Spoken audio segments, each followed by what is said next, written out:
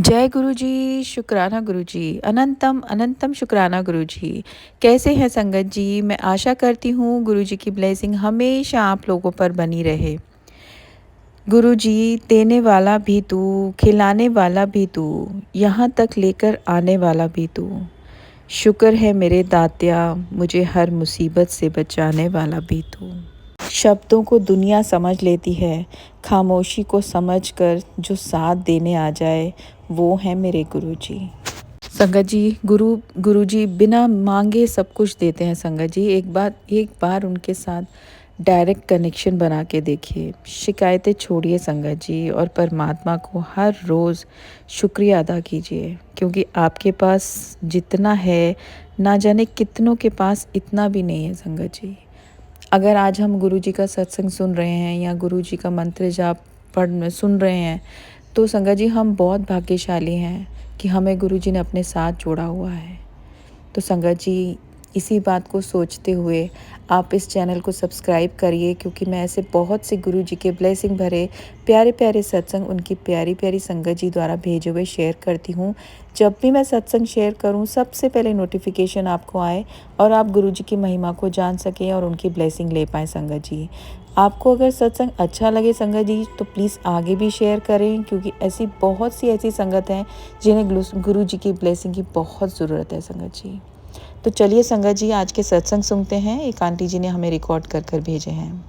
ओम नमः शिवाय, शिव जी सदा सहाय। ओम नमः शिवाय, गुरु जी सदा सहाय। जय गुरु जी। संगत जी, गुरु जी के बड़े दिनों से मैसेज आ रहे थे, कुड़िए तुझे एक लंबी यात्रा ब्लेस करने वाला हूँ।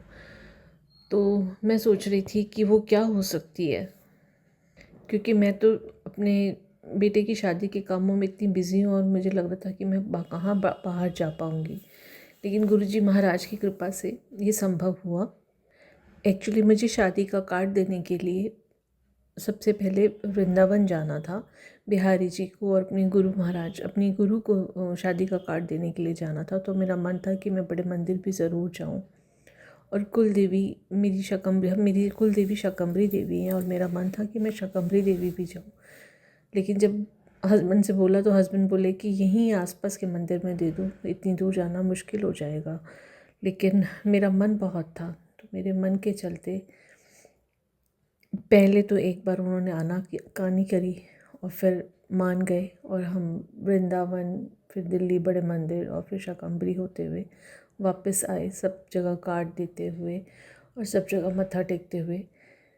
तो एक लंबी यात्रा जो गुरुजी महाराज कह रहे थे वो मेरी संपन्न हुई, और मुझे तो लग रहा था ये नहीं होगी, लेकिन जिस चीज़ के लिए गुरुजी कह दे वो कैसे ना हो, ये तो हो ही नहीं सकता। तो जो लंबी यात्रा आपने महाराज मुझे ब्लेस की, मेरे मन की बात पूरी की, जो मेरी इच्छा थी कि मैं सब जगह जाऊँ, कुल देवी के भी जाऊँ, क्योंकि थोड़ा दूर पड़ जाता है और वहाँ आना जाना थोड़ा टाइम टेकिंग है। तो हस्बैंड बच रहे थे इससे कि बहुत लंबा हो जाएगा और थक बहुत जाएंगे, लेकिन मेरा मन बहुत था कि मैं कुल देवी के पास खुद जाऊं और उनको शादी का निमंत्रण दूं।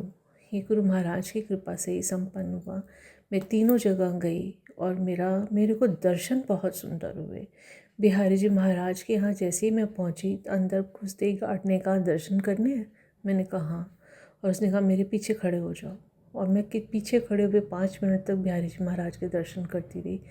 और मैंने गुरुजी से पहले ही कहा था कि गुरुजी मुझे दर्शन अच्छे करवा देना, आप मेरे को भेज तो रहे हो। बहुत सुंदर बिहारी जी महाराज के दर्शन हुए। फिर वहाँ से जब मैं बड़े मंदिर पहुँची, तो बड़े मंदिर में भी अंदर जाकर बैठने को अच्छे से 5-7 मिनट बैठने को मिला। मंत्र जाप किया, गुरु जी के पास ही बहुत देर तक बैठने को मिला। वहाँ पे भी मन बड़ा संतुष्ट हुआ कि गुरु जी ने अपने पास बिठाया थोड़ी देर तक। और फिर जब मैं शाकंभरी पहुँची तो वहाँ भी मुझे बहुत सुंदर दर्शन हुए। मतलब ऐसे लग रहा था कि माँ एक अलग ही रूप लेके विराजमान है आज, और मेरी माँ से नज़र नहीं हट रही थी। बहुत सुंदर दर्शन मुझे भगवान ने, गुरुजी महाराज ने वहाँ भी करवाए। तो इतने सुंदर दर्शनों के लिए और मेरी मनोकामना पूर्ण करने के लिए कि मैं सब जगह जाना चाहती थी, गुरुजी आपका कोटि कोटि धन्यवाद, बारंबार धन्यवाद, बारंबार शुक्राना मेरे महाराज, अनंत कोटि शुक्राना इतने सुंदर दर्शन कराने के लिए। और मेरी इच्छा पूर्ति करने के लिए। जय गुरु जी, शुक्राना गुरु जी, अनंतम अनंतम शुक्राना मेरे गुरु महाराज का।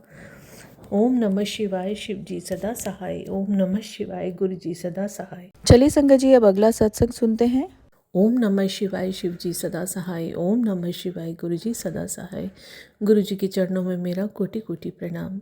जय गुरु जी। संगत जी, मेरे बेटे की शादी इसी महीने है और सारी तैयारियां लगभग पूरी हो चुकी हैं। लेकिन गुरु जी के चरणों में मेरा एक शुक्राना ये है कि मेरी तबीयत इतनी ख़राब रहती थी कि मैं अपने घर का काम ही नहीं कर पाती थी, और अब मैं इतना काम कर रही हूँ। कैसे कर रही हूँ मुझे नहीं पता, पर मुझे इतना पता है कि सब मेरे गुरु महाराज करवा रहे हैं। मेरा एक एक काम गुरु जी ने करवाया। मैं जब भी बाज़ार जाती थी मैं गुरु जी को बोल कर जाती थी, गुरु जी आज ये वाले काम करने हैं, ये काम करने हैं, आप करवा देना। और संगत जी, कोई काम ऐसा नहीं होता था जो रुकता था। हर काम मैं पूरा करके आती थी। शायद जो काम किसी के 10 चक्कर में होते होंगे ना, तो वो मेरा एक ही बार बाज़ार जाने पे हो जाता था। मेरी तैयारियाँ इतनी जल्दी गुरुजी ने करवाई हैं कि मैं खुद भी हैरान हूँ कि मैंने इतना काम कैसे कर लिया, क्योंकि मैं तो अपना ही काम कर लूँ बहुत बड़ी बात है। ये सब मेरे गुरु महाराज की कृपा से संभव है। मेरे को नहीं पता कि गुरुजी ने मेरे में ऐसी कौन सी एनर्जी भरी है जिससे मैं सारे काम कर पा रही हूँ। ऐसे लगता था मुझे तो समझ भी नहीं है मैं कैसे काम करूँगी, लेकिन मेरे सारे कार्य गुरु महाराज खुद करवा रहे हैं। और महाराज के मैसेज भी ऐसे ही आते हैं, तू क्यों फिक्र करती है, मैं बैठा ना, सारे काम तो मैं ही देखने ने। इतने लोग हैं अड़चने लगाने वाले घर परिवार के, कि जो चाहते हैं कि सब काम सुख से ना निपटे, लेकिन उन सब को भी किनारे लगा देते हैं। पता नहीं कैसे करते हैं गुरुजी। सारे लोग ऐसे किनारे लगाते हैं, जो भी आता है बीच में अड़चने डालने, गुरुजी पहले ही बता देते हैं ये होने वाला है। और वो सारी अड़चने पता नहीं गुरुजी कैसे निकाल देते हैं उन सारी अड़चनों से, और फिर सारे मेरे काम करवा देते हैं। मेरे में समर्थ नहीं थी इतनी शादी की इतनी तैयारियां करने, इतने काम करने, लेकिन जितने भी मैंने काम किए हैं सब गुरुजी की कृपा से किए हैं। गुरुजी, आपके चरणों में मेरा कोटि कोटि प्रणाम और बारंबार शुक्राना, अनंत कोटि शुक्राना महाराज, जो सारा कारज आपने संभाला हुआ है। मैंने नहीं किया, जो किया वो आपने किया। मेरी तो समर्थ भी नहीं थी, ना पैसे से, ना शरीर से, ना मन से। मैं किसी तरह से भी समर्थ नहीं थी कि मैं इतना काम कर सकूं। इसलिए जो भी किया है वो आपने किया है, और उन सब कामों के लिए मैं तहे दिल से आपका बार बार शुक्राना करती हूँ गुरुजी, बार बार शुक्राना करती हूँ मेरे गुरुपा। अनंत कोटि शुक्राना मेरे गुरु महाराज का। ओम नमः शिवाय, शिव जी सदा सहाय। ओम नमः शिवाय, गुरु जी सदा सहाय। जय गुरु जी। संगत जी, अब अगला सत्संग। जय गुरु जी। संगत जी, ओम नमः शिवाय, शिव जी सदा सहाय। ओम नमः शिवाय, गुरु जी सदा सहाय। गुरु जी के चरणों में मेरा कोटि कोटि प्रणाम। गुरु जी से जुड़े हुए मुझे 2 साल होने वाले हैं, और गुरु जी ने पिछले 1 साल से मेरे बच्चे को बहुत ब्लेस कर रहे हैं। गुरु जी उसे ढेरों आशीर्वाद देते हैं, कि कभी कहते हैं कि तेरे बच्चे को मैंने बहुत देना है, देख उसको मैंने बुलंदियों तक पहुंचाना है। इस तरह से गुरु जी 1 साल से बहुत उसको आशीर्वाद दे रहे हैं, और आज अब वो आशीर्वाद फलने लग गए हैं। गुरु जी की कृपा से मेरे बच्चे का काम धंधा अब पहले से अच्छा हो गया। शुरू में तो उसने अपने फादर के बिज़नेस को ज्वाइन किया, लेकिन मन नहीं लगा तो उसने फिर अपने एक फ्रेंड के बिज़नेस को ज्वाइन किया। तो साल भर होने के बाद अब उसको 2 साल हो जाएंगे वहाँ पर भी उसको, और पहले उसने काम सीखा और फिर अब थोड़ा सा बिज़नेस में इम्प्रूवमेंट है। प्लस उसको वहाँ पर पार्टनरशिप, पहले तो वो जॉब में ही था उसके अंडर, और अब उसको पार्टनरशिप भी मिल गई है। ये सब गुरुजी महाराज की कृपा से हुआ है। गुरुजी असंभव को भी संभव बना देते हैं, और इतनी सारी ब्लेसिंग्स का जो गुरुजी मतलब शुरू से देते आ रहे हैं, लेकिन अब वो असर दिखना शुरू हो गया है, वो चीज़ें फलीभूत होनी शुरू हो गई हैं। तो शुक्राना गुरुजी महाराज, मेरे बच्चे को एक आगे बढ़ाने के लिए, एक अच्छी इनकम देने के लिए आपका कोटि कोटि शुक्राना गुरुजी महाराज। एक मैसेज और था, तेनू गड्डी ब्लेस कर दित्ती, ये भी मैसेज नई कार ब्लेस कर देती, ये भी मैसेज काफ़ी टाइम से आ रहा था। और सच में एक कार लेने की नीड थी, लेकिन फाइनेंशियली लग रहा था कि पॉसिबल नहीं हो पाएगा, अभी तो नहीं हो पाएगा। और जो पहले की कार थी वो ख़राब इतनी हो रही थी कि उसमें पैसा लग रहा था, तो लग रहा था कि कैसे नई कार भी वो ख़रीद पाएगा। बेटे के लिए ही लेनी थी, तो मुश्किल लग रहा था। लेकिन गुरुजी महाराज जहाँ हों वहाँ असंभव को भी संभव बना देते हैं। उनकी कृपा से बेटे ने नई कार बुक कर ली और अब वो आने वाली है। इसके लिए भी गुरुजी महाराज आपका तहे दिल से शुक्राना, जो आपने ये कृपा हमें बख्शी है। एक गुरुजी ने धार्मिक यात्रा ब्लेस की थी, उसका भी शुक्राना।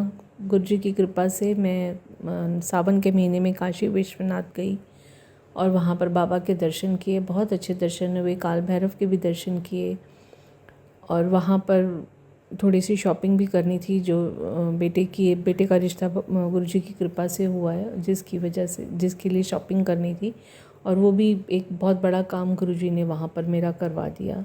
तो उसके लिए भी बहुत सारा शुक्राना गुरुजी महाराज के मैसेज आ रहे थे कि कुड़िए हुन तेरी मौजें ही मौजें ते तू रोज़ शुक्राना करेंगी, हुन तेरी ऐश ही ऐश है। तो सच में मैं गुरुजी से कहती थी कि गुरुजी ऐसा क्या करने वाले हो कि मुझे रोज़ मैं आपका शुक्राना करूँगी। लेकिन अब मुझे लगता है कि हाँ, वाकई गुरुजी महाराज जब कृपा करते हैं तो अनंत कृपा करते हैं, और सच में रोज़ शुक्राना करने का मन करता है। और अनंतम शुक्राना मेरे महाराज, जो भी आप कृपा मुझ पर करते हैं उसके लिए आपके श्री चरणों में कोटि कोटि प्रणाम। ओम नमः शिवाय, शिव जी सदा सहाय। ओम नमः शिवाय, गुरु जी सदा सहाय।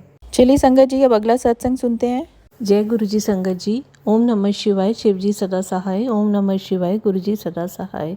गुरु जी के चरणों में मेरा कोटि कोटि प्रणाम। संगत जी, गुरु जी के मैसेज आ रहे थे कि कुड़िए तेरी एक अरदास पूरी करने वाला हूँ। तो मैं सोचती थी कि कौन सी अरदास गुरु जी, मैंने तो इधर कोई अरदास भी नहीं की है, पर फिर भी बार बार गुरुजी के यही मैसेज आते थे, तेरी एक बड़ी पुरानी अरदास मैं पूरी करने वाला हूँ। और वो अरदास गुरुजी महाराज ने मेरी कौन सी पूरी की, मैं आपको बताती हूँ। संगत जी, हम 4 सिस्टर्स और एक भाई हैं मेरा छोटा, और मेरी बड़ी सिस्टर की डेथ हो चुकी है, 25 साल हो गए हैं। जब दीदी की डेथ हुई थी तो वो 32-33 साल की थी और उसका 5 साल का एक बेटा था। तो हमारे लिए वो बड़ा दुखद समय था। लेकिन दीदी का ससुराल के लोग उतने अच्छे नहीं थे, और जब दीदी की अर्थी अभी उठी भी नहीं थी, बच्चा हमारी गोद में था, हम लोग रो रहे थे, तो दीदी की जेठानी बोल रही थी कि बेटे से कि तू चिंता ना कर, तेरी मम्मी हमने ढूंढ ली है। तो हमें बड़ा शॉक्ड हम थे कि जैसे ये लोग बिल्कुल तैयार थे कि ये जाएगी और हम दूसरी वाइफ ले आएंगे जीजा जी के लिए। और क्योंकि मेरी दीदी को कैंसर था, तो जैसे उन लोगों ने पूरी तैयारी कर रखी थी दूसरी शादी करने की पहले से ही। तो हम लोग बहुत शौक थे। खैर, उन्होंने 2 महीने में दूसरी शादी भी कर दी थी जीजा जी की। मेरे जीजा जी बहुत अच्छे थे। दूसरी शादी कर दी, कुछ टाइम तक तो वो हमसे आकर बच्चे को मिलवाते रहे, आते रहे बीच बीच में। लेकिन धीरे धीरे उनकी सेकंड वाइफ ने हमें मिलने से मना कर दिया, कि हमें भी कह दिया कि अब आप लोग मत आया करिए।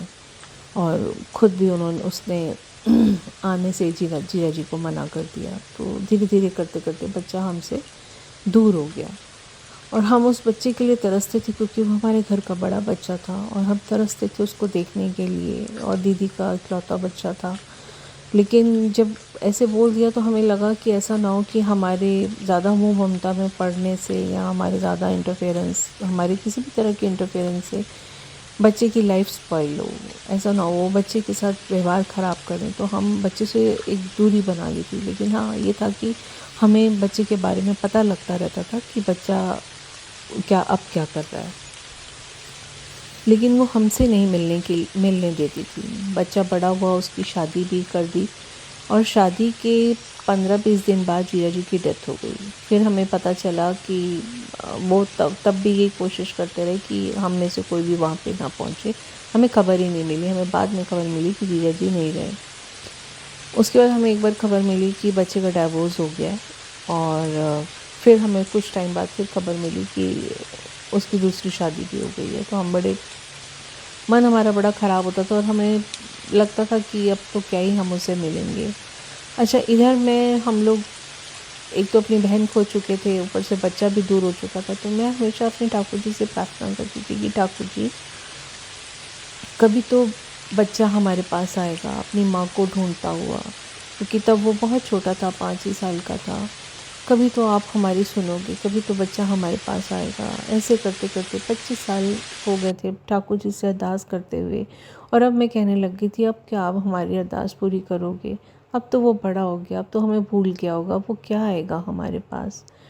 लेकिन पीछे एक दिन उसी की फैमिली में किसी ने फ़ोटोज़ डाली और वो हमें अप्रोच करना चाहते थे कि हम बच्चे से आकर मिले, बच्चे से मिले। तो हम लोगों ने उसका नंबर वगैरह देखा, पूछा और उस बच्चे से हमने कांटेक्ट किया। तो बच्चा ने हमें बताया कि मासी, हम लोग, मैं मतलब जो उसकी स्टेप मदर थी, उसने उसको घर से निकाल दिया, उससे रिलेशन ख़त्म कर लिया। तो अब उसने बताया कि मेरा अब उनसे कोई रिलेशन नहीं है, मैं सेपरेट हो चुका हूँ। तो हमको एक बार को तो फ़िक्र हुआ कि पता चला कि भी पता नहीं इससे सब कुछ छीन लिया है, इसको कुछ मिला है कि नहीं मिला है। लेकिन उसने बोला कि नहीं, पापा का बिज़नेस मेरे पास है, उनके पास अपना सेपरेट अलग काम है और मैं अब अलग हूँ, अब मेरा उन लोगों से कोई रिश्ता नहीं है। और उसकी स्टेप मदर ने उस बच्चे का अब जो अपने बाकी की फैमिली थी, दाद का फैमिली थी, उससे भी रिलेशन उसने पहले ही ख़त्म कर लिया था। तो उस बच्चे के पास करंट उसमें ना दाद का था, उसके पास ना नान का था, कोई भी नहीं था। और जब उसी के दाद के फैमिली में से किसी ने हमें फ़ोटो सेंड की कि भाई आप अपने बच्चे को मिलो, तो फिर हम लोगों ने जब उसे अप्रोच किया तो हमें वो अपना बच्चा मिला।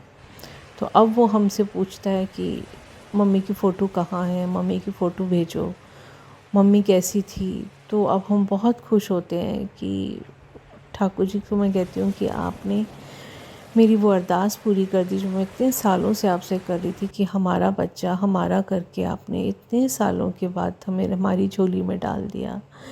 और गुरु जी महाराज यही मैसेज दे रहे थे कि तेरी एक अरदास पूरी होने वाली है।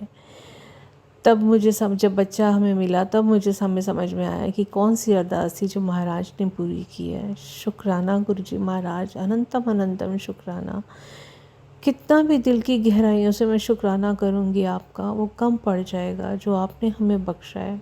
ये खुशी में हमारे लिए बहुत बड़ी थी, क्योंकि हम उसे बहुत मिस करते थे। वो हमारे घर का बड़ा बच्चा था और सबसे पहला बच्चा भी था जो हमसे दूर कर दिया गया।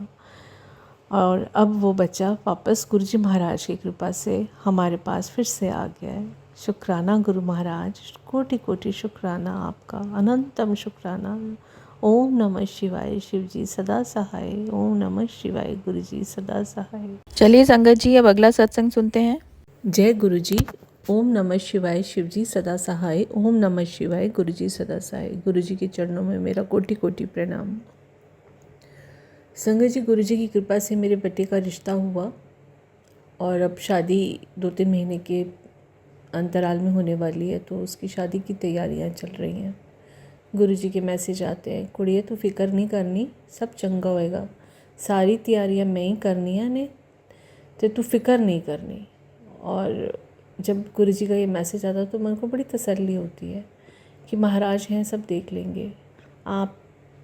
पर क्या होता है ना कि हम कितना भी सब्र करके शांत बैठकर और खुश मन से बैठे हों, लेकिन आपके घर परिवार के लोग, ससुराल वाले आते हैं और उसमें कंकड़ डाल के चले जाते हैं कि आप पूरी तरह से हिल जाते हो। अब शादी की तैयारियां हो रही हैं और ससुराल वालों को लगता है कि हम बीच में घुसें और इनके खेल बिगाड़ें, और वो अपने काम में लगे हुए हैं, कर भी रहे हैं। और इसीलिए गुरुजी बार बार ब्लेस करते हैं। जहाँ चिंता होती है, गुरुजी से जब कहो कि गुरुजी आज ये हो गया, आज ये हो गया, तो गुरुजी कहते हैं तो फिक्र ना कर। संगत जी, मेरे यहाँ मेरी मामी सास हैं जिनको लगता है कि सब कुछ मैं घर की बड़ी बन जाऊँ और सब कुछ मेरे कंट्रोल में हो, मेरे हिसाब से हो।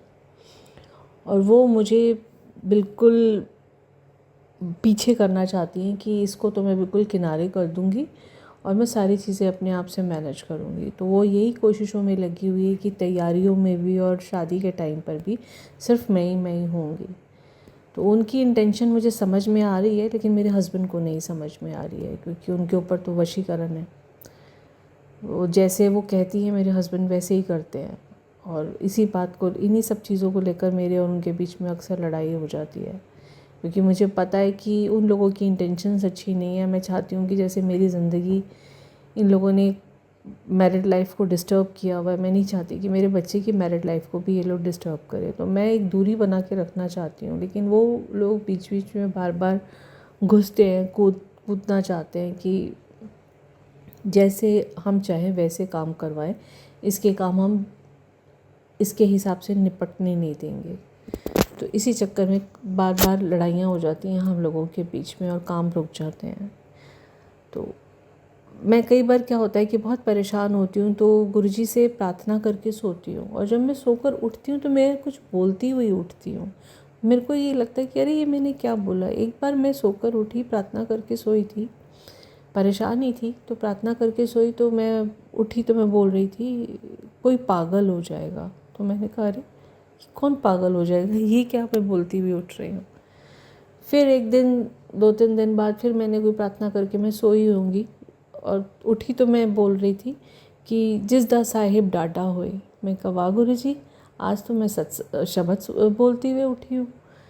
तो लेकिन मुझे थोड़े दिनों बाद समझ में आया कि मैं ये क्यों कर रही थी। किसी बात को लेकर हम लोग डिस्कस कर रहे थे, हम लोग शादी की किसी प्लानिंग को डिस्कस कर रहे थे। उस बात को लेकर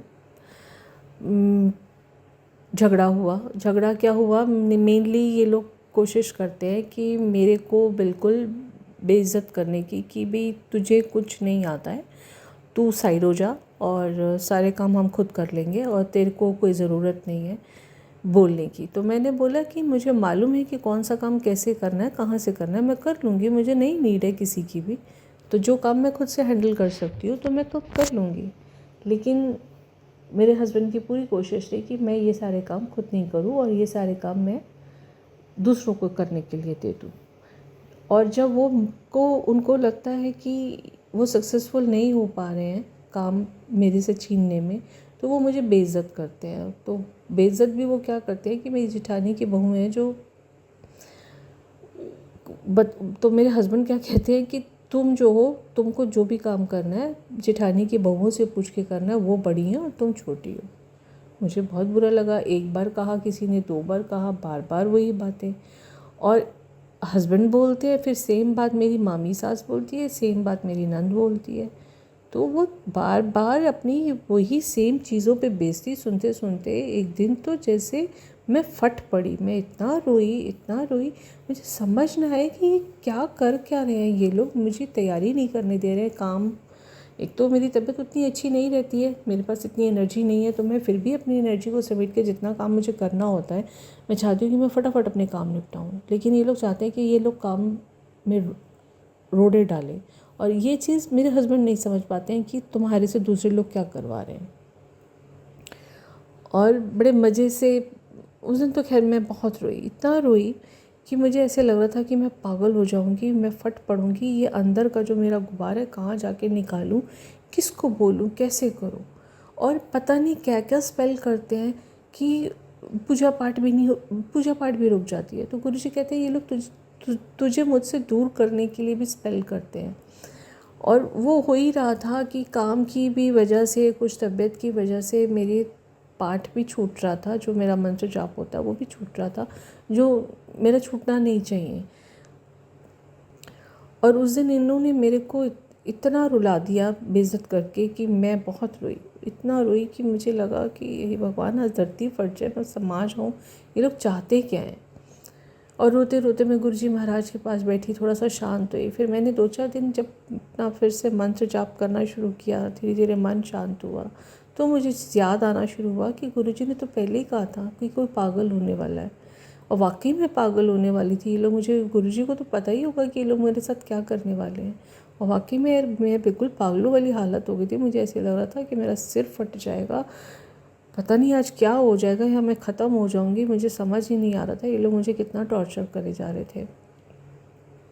पर खैर अगले दिन जैसे गुरुजी ने बोला, जिसदा साहिब डाडा होए ओनू मार सके ना कोई। तुम मेरे लिए कितना भी बुरा करना चाहते हो, गुरुजी के होते हुए कर तो नहीं पाते। मैं गुरुजी से यही कह रही थी, मैंने कहा गुरुजी इनको क्या पता, मैं त्राहिमाम तो कर रही थी, लेकिन इनको क्या पता गुरु महाराज कि मैं किसके हाथ में हूँ। मैं परम ब्रह्म के हाथ में बैठी और ये मुझे गिराना चाहते हैं। कैसे गिरा दोगे? जो किसी को गिरने ही नहीं देता, तो उसके हाथ से मुझे कैसे गिरा दोगे?